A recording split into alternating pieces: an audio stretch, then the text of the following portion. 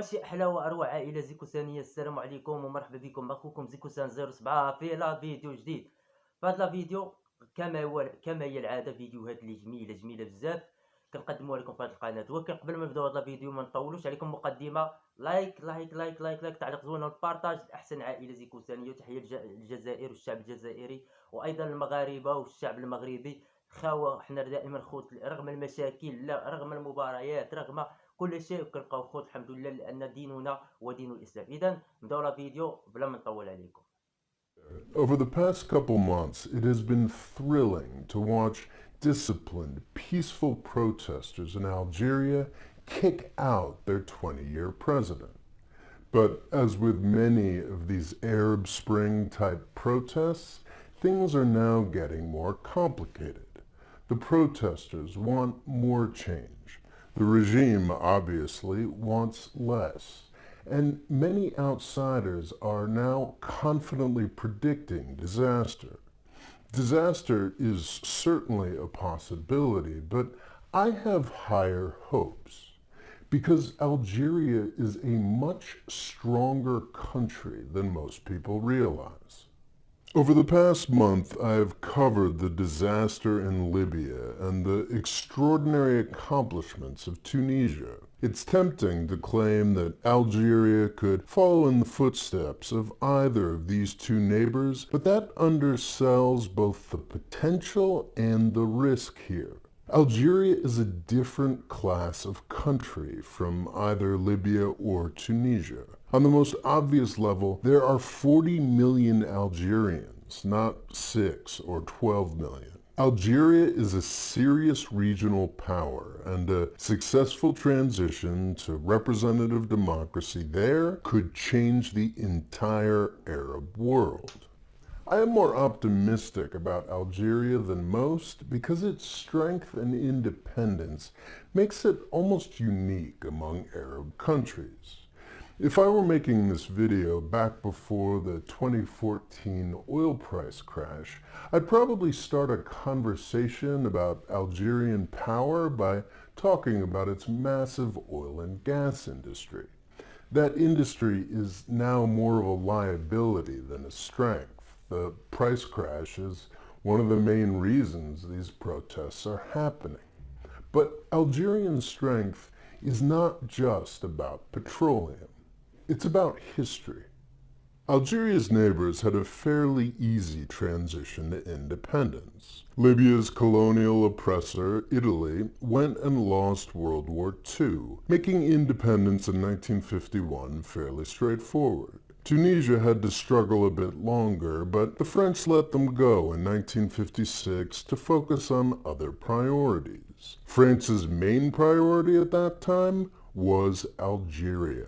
Most direct European control in the Middle East and North Africa was brutal, but haphazard and largely pointless. Algeria was different. For starters, its period of oppression was a half-century longer than the rest of the regions. From the 1830s, the country had been a French national project, meant to compete with the British Empire's much more impressive feats of colonization and exploitation. Administratively, Algeria was treated as just another part of France, and by the 1950s, over 1 million Europeans had settled in Algeria. Some of them had been there for generations. The French were never going to let Algeria go easily. Between 1954 and 1962, the Algerians fought the French in one of the most brutal wars of independence the world has ever seen, killing an estimated 300,000 people.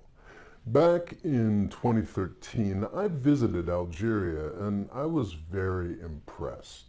It's like a memory of a vanished world. All the streets are named after mid-20th century revolutionary heroes. It's a place that shouts defiance of the imperial oppressor. You know, people like me.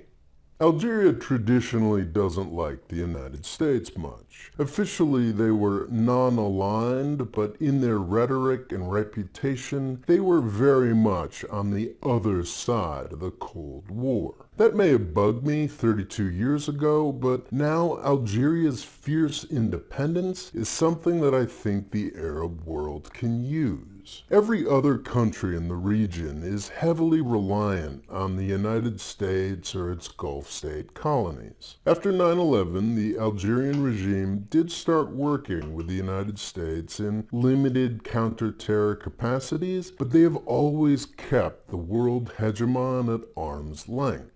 Algerians remember their fierce battle for independence.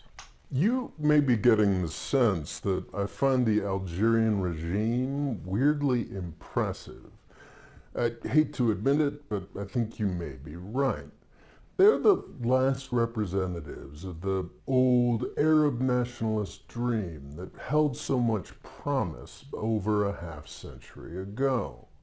Both Egypt and Syria still play lip service to those ideas, but those countries are obviously the playthings of outside powers. Algeria really still is independent. Unfortunately, it took a high degree of brutality both to get them there and keep them there.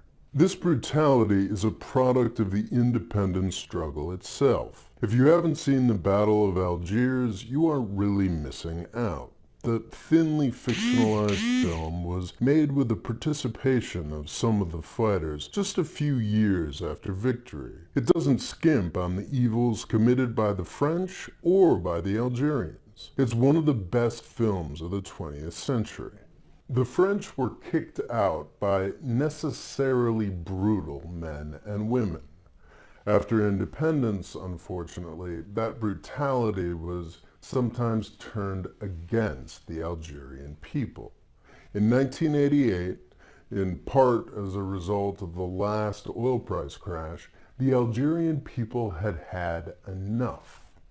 They demanded a say in their own government, and the regime at the time decided to give it to them, setting up multi-party elections. Nobody else in the region was trying something like that back then. Algeria was far ahead of its time. Too far ahead of its time, it turned out.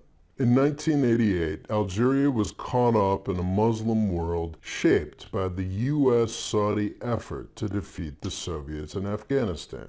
That battle was a success, but to make it happen, the Saudis had used their billions to radicalize every Muslim they could, with US and Pakistani help. The Algerian elections of 1990 and 1991 were shaped in part by heavily fundamentalist fighters returning from Afghanistan.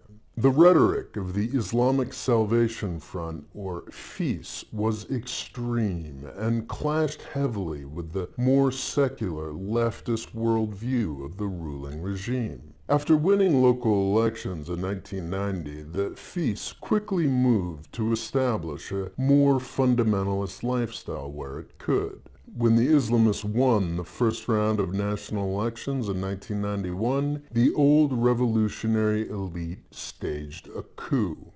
The revolution survived, and the people were crushed. It took a decade of blood and at least another 100,000 lives to get them there. The Algerian Civil War was horrific, but it also added to Algeria's strength and independence. During the first phase of the Arab Spring back in 2011, Algeria was the only country to sit it out almost entirely. They had already fought those fights and learned those lessons. But the ongoing demise of the petroleum industry requires Algeria to enter a new phase.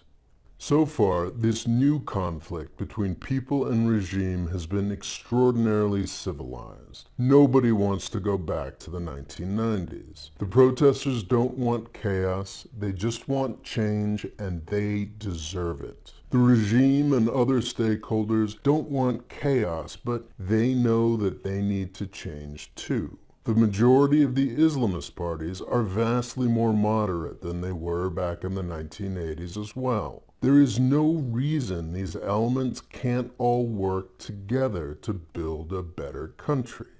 I'm filming this video a week ahead of time.